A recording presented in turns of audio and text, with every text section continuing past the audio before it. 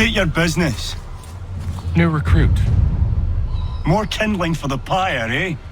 Well, go on then.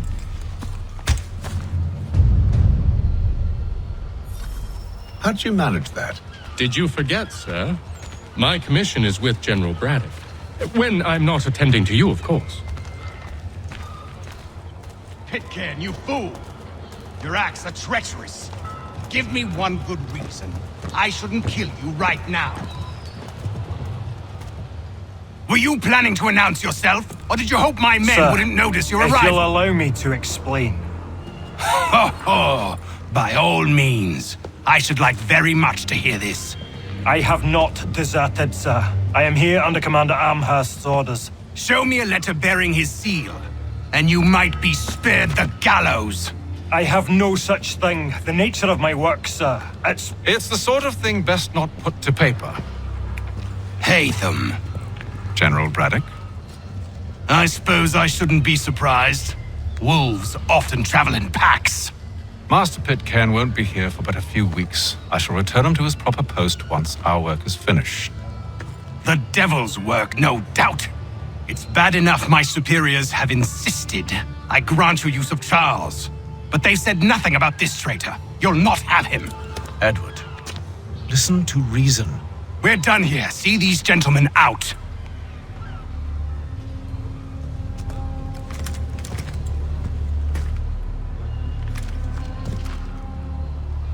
Well, that didn't go as I expected. And to think I used to call him brother. What now? Well, they'll chase us off if we try and return. We're done with this camp. And as luck would have it, so are they. Come along. What are you planning? To steal Master Pitcairn. What? You'll see. Now, when I give the signal, you're to distract Braddock's patrol and lure them into a dead end. Now! In the Ohio country!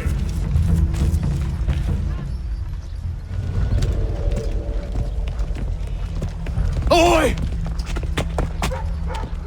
You thieves and scoundrels, one and all!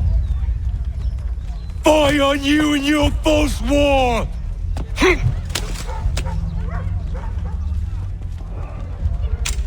After him!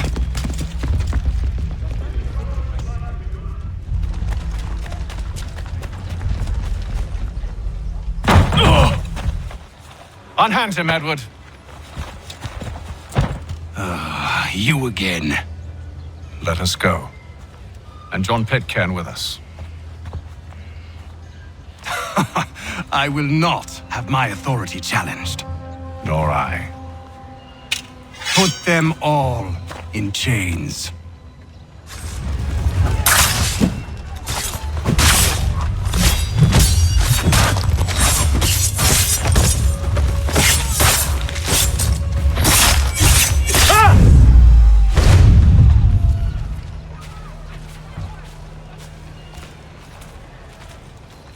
I stay my hand today because you were once my brother, and a better man than this. Or should our paths ever cross again, all debts will be forgotten. You're free now, John. Traitor! Go on then. Join them on their fool's errand. And when you find yourself lying I assume broken you've good reason for causing all this madness. What is it you require of me? I'll explain everything on the way. today are the last.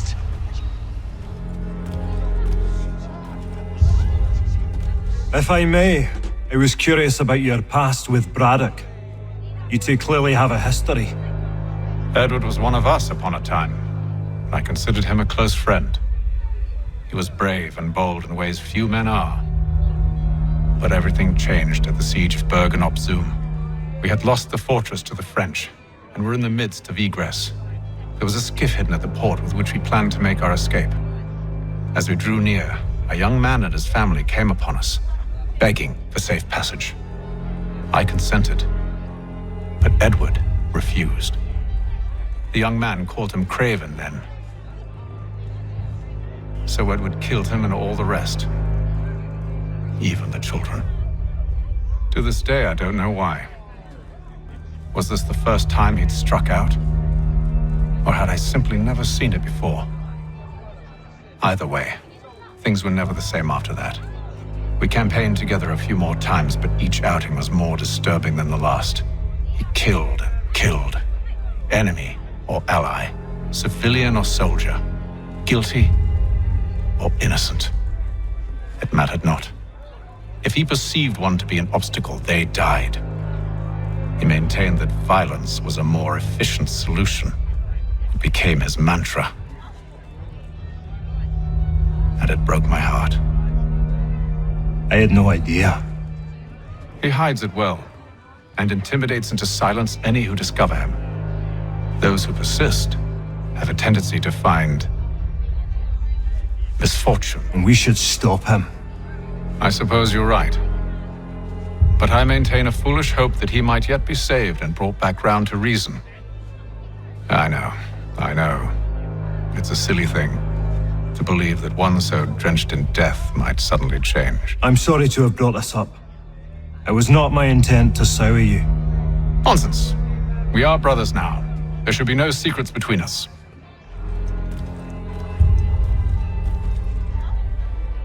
So, a question for you. Why medicine?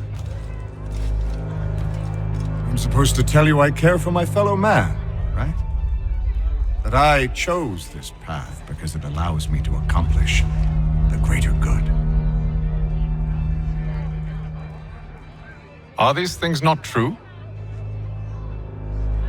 Perhaps, but that's not what guided me, no. For me, it was a less abstract thing. I like money. There are other paths to fortune. But what better ware to peddle than life? Nothing else is as precious nor so desperately craved. And no price is too great for the man or woman who fears an abrupt and permanent end. Your words are cruel, Benjamin. But true as well. You took an oath to help people, did you not? I abide the oath, which makes no mention of price. I merely require compensation, fair compensation, for my services. And if they lack the required funds? Then there are others who will serve them. Does a baker grant free bread to a beggar? Does the tailor offer a dress to the woman who cannot afford to pay? No. Why should I? You said it yourself. Nothing is more precious than life. Indeed. All the more reason one should ensure they have the means to preserve it.